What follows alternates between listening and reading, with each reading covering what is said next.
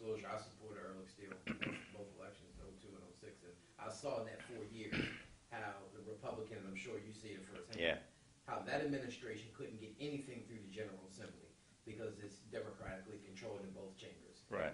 And even the things that made sense, the Democrats would kill it and then rename it in their name Right. and then pass it. Right. And then, or slides, wait for O'Malley to get it.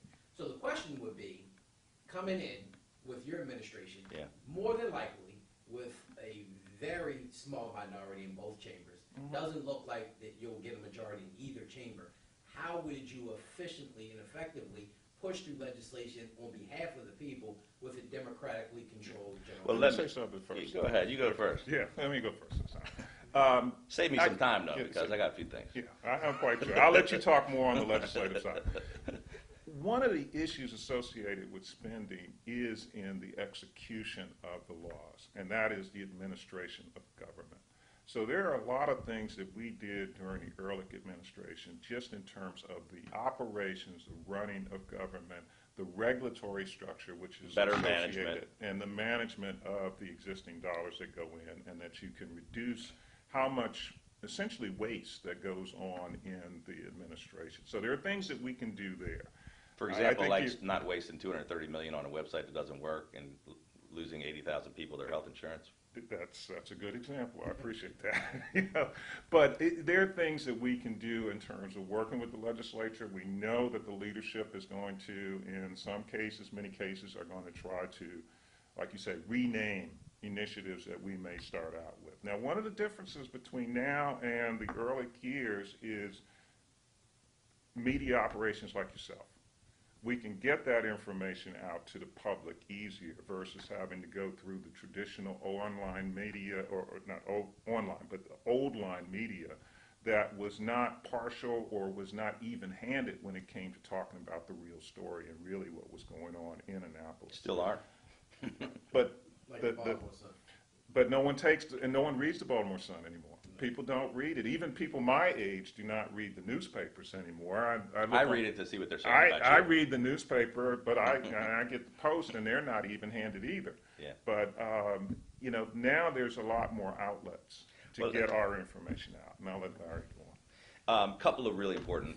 That's an excellent question, and I hear that a lot. Well, Ehrlich wasn't able to get all these things done, and so how are you guys going to get things done? Well, first of all, Boyd and I are completely different guys than Bob Ehrlich and Michael Steele. They're friends of ours, but we're not the same guys, and we would go about a lot of things differently.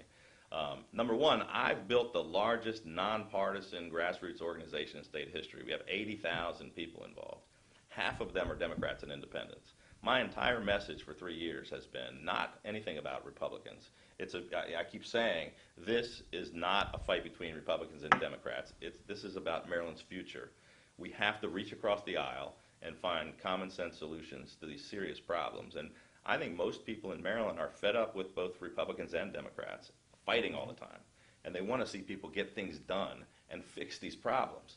An example would be Governor Christie in New Jersey has a 2/3 the Senate and 2/3 of the House are Democrat, just like here. It's a 2-to-1 Democrat state, just like here. He's been able to work very closely with the President of the Senate, with the Speaker of the House, and accomplished a lot of things and work together. During the Ehrlich administration, Boyd pointed out we managed the government better. It has nothing to do with the legislature or legislation. But we also stopped a lot of bad things from happening. So we vetoed probably 100 different tax increases that didn't happen while we were there. So playing defense is important. But you can work together with people. It's about relationships, and it's about not being partisan.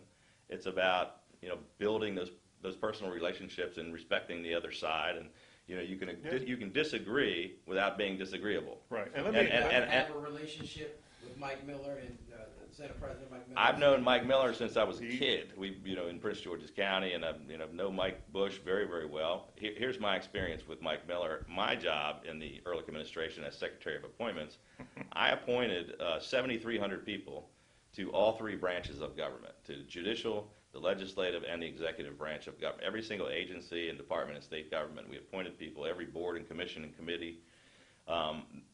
We appointed the most bipartisan, most diverse, and most inclusive administration in Maryland history.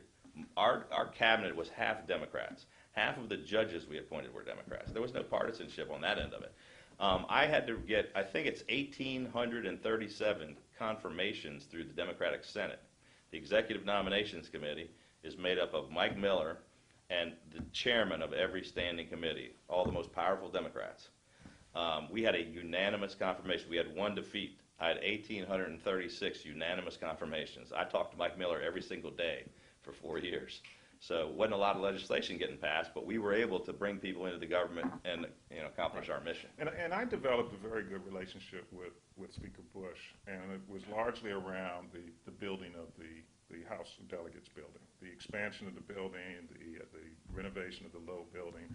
There were a lot of issues getting that off the ground involving the city of Annapolis and the Housing Authority, and we were able to bring in the speaker to help us through that process, as well as just showing him the level of respect that we felt was appropriate for the speaker. Another thing, I was down in Annapolis yesterday. I went to a couple of the events down there in both at the Senate and the House of Delegates. And I don't want to necessarily name names of individuals who came up to me from the other side of the aisle. But will you tell me later? I will tell you. I had a good relationship because of what folks knew I was trying to do at General Services, particularly with the Black Caucus down there. The House of Delegates building, we had 40% minority participation in that facility in terms of building the building. And that didn't count the fact that before the building was built, we had to demolish the old projects that were behind, the Bloomsbury projects. We had to demolish those and expand the parking lot, which was part of Central Services. That demolition originally was part of the original contract that we had inherited from the previous administration. I stopped that contract and broke it up so that we could have the possibility of a prime contractor, particularly a minority, even though it wasn't set aside for minority or small business, because we don't have a minority contracting prime program in the state. We try to get that done, and that may be something that we'll do going forward. But when we broke that contract up, it was a minority contractor that got that contract for $800,000 to do demolition and the expansion of the parking lot over there that allowed for then the House of Delegates building to go forward. And then with the House of Delegates, as I mentioned, 40% of that project was small and minority business. Minority businesses, not just small businesses.